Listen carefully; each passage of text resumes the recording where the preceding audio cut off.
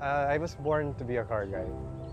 At the age of 1.5 years old, I'd like to say I was born crazy. During break times in school, I was always drawing cars, reading about cars. I never really went out much.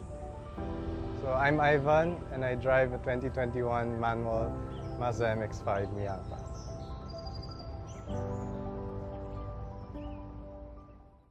So in college, my parents gave me a manual 2013 Hyundai Elantra. So of course, being the first car that I could call my own, I modified it to my heart's content. We had so many memories together, and it really performed like a go-kart despite the size. So every time I turned it in, it would really listen to me. And I could, since the power is just so menial, I could push it to its limit all the time. Yeah, that was until 2019 happened. I realized that my car was taking the place of something that was much more important to me, and that was my relationship with God. So there are many times when I would drive and he would say that, if I take away this car, will you still love me? And I always say yes, just make sure I'm not hurt when you do. And true enough, May 2, 2019, I had a major accident. Car was a wreck, and I came out of the car and I was totally unhurt. And I just felt this overwhelming peace, and I think it really was the Holy Spirit that I really felt. I should have felt sad, I should have felt mad, but I just felt so calm knowing that I knew that the Lord had something planned for me. So during that period, the Lord told me that when the time is right, He'll give me a car again. But in the meantime, be patient.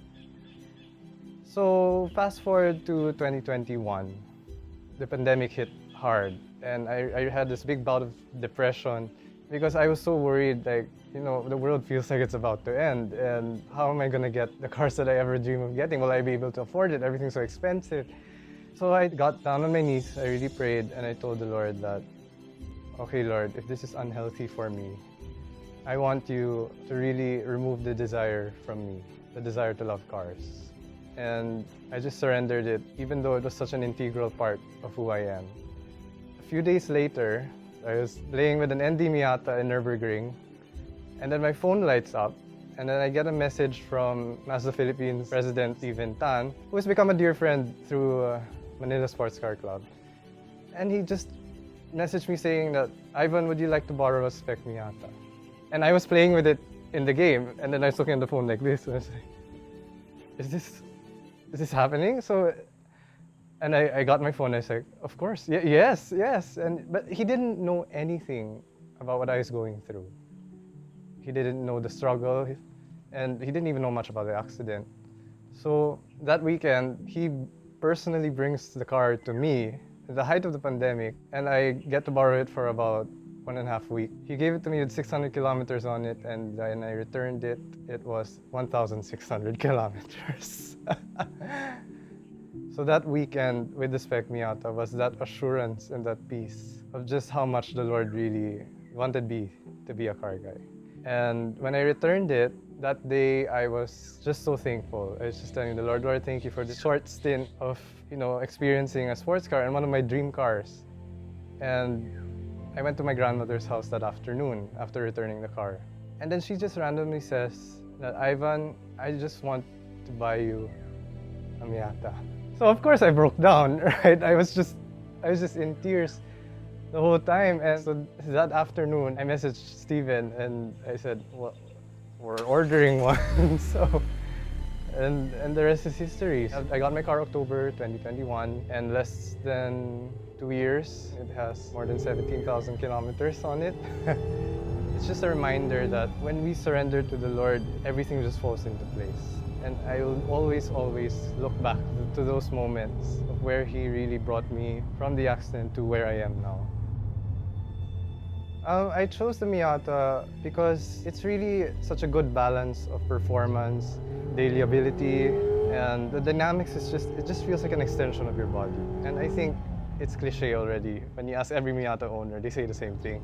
I drive a lot of twisties, I go a lot of mountain roads. So every time I turn it, I can load the wheels and then I can stay at that point of rotation and not break traction. I'm just using momentum the whole time. And all the pedals are just placed perfectly. The shift knob is perfect. Everything. It's just so ergonomically placed. I've driven many Porsches, and whenever I transfer from a Miata to the Porsches, the adjustment is very minimal. It's literally just the clutch adjustment. Everything else feels similar. And I now understand why Porsche owners also have Miatas. The Miata is really guilt-free fun. It's fuel efficient. It actually gets more efficient the more you push it. It's light.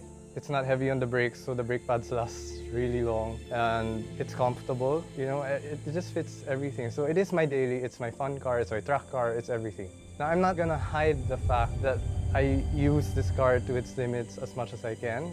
I understand that people are afraid to admit that, but for me, I believe that a true car guy really has to drive, and I really drive my car, and I'm very proud of that. Well, when I spec'd my car, I really wanted the machine gray, because machine gray has been my dream color for a long time. And the red soft top, the cherry top, really contrasts the machine gray very well. It gives it a lot more character. And I was lucky enough to be one of the last batches to be able to avail of the full red Napa interior before they switched it up. So as you can see, the roof matches the interior and it contrasts the black accents very well and the silver accents as well. My wheels were originally black, but I begged Mazda to paint it the same color as the 25th Miata Club Philippines edition, and it gives it this whole new look. Since I truly love to drive and I believe that cars should be used, I'm going to do something very unconventional. I'm going to walk you through all the battle scars of my car because each one of them have a special memory in my head. So every time I look at them, I just reminisce. So I'll start with these gashes here. This was from Batangas Racing Circuit. When we were doing a track day, a rock decided to roll from here all the way here. So now there are permanent scratches on it. If we come here to the front, there are numerous stone chips here, and I'd like to make a special mention to the biggest one from my friend Albert Chung. His car threw a huge rock during one of our runs. But see, I remember it. We have one deep but small one here. It was one of the first adventures I did with this car. I wanted to see if I could catch a drift. Turned off the traction. I ended up going into the grass and some stone scratched this side. So as you can see, I don't care for all these scratches because they're part of the car. It's part of what makes this car mine. So I'm very confident about it and I embrace that. That's why I think it still fits me despite it being modern. No one really tackles that side of the car culture very often. So I wanted to express my own style in my car, in Patina Makina. Patina Makina is my personal blog, if you may call it.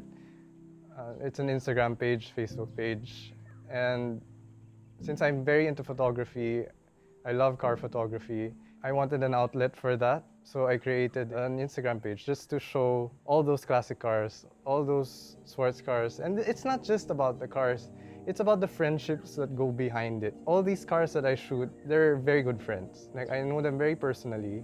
I really wanted to celebrate the spectrum of the car culture. The cars are equally as important as the people behind it. And it's just really an enjoyable experience. And for my car, for the Miata, I created a sub-account called Driven Not Stored just to house all the content. Because I think if I feature my Miata and Patina Makina all the time, people are just gonna get tired of it. So that's the sub-account. And that's where you'll see all the adventures, all the modifications, and all the dramatic life posts there. So those two coexist together.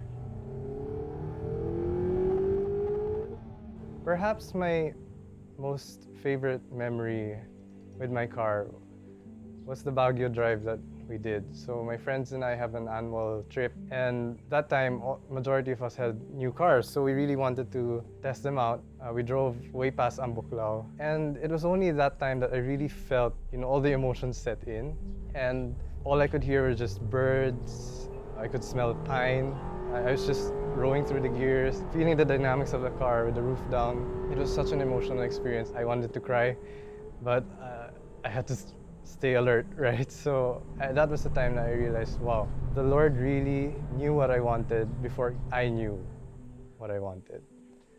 So it just shows how well He knows me. And He knew exactly what I needed. I mean, I always wanted a classic Porsche, but it's not the right time, right? Because I'll have to maintain it, I'll have to watch over it, I'll have to spend for it, and I'm still starting out in life, so it's not a smart decision to make. So the Miata is here, and ever will be, hopefully, if God allows me to keep it forever. And it's just another milestone in my life. So I heard the Lord tell me, I made you a car guy because so many people in that community don't know me yet. So you are my representative there. And that's why I'm not gonna take it away from you.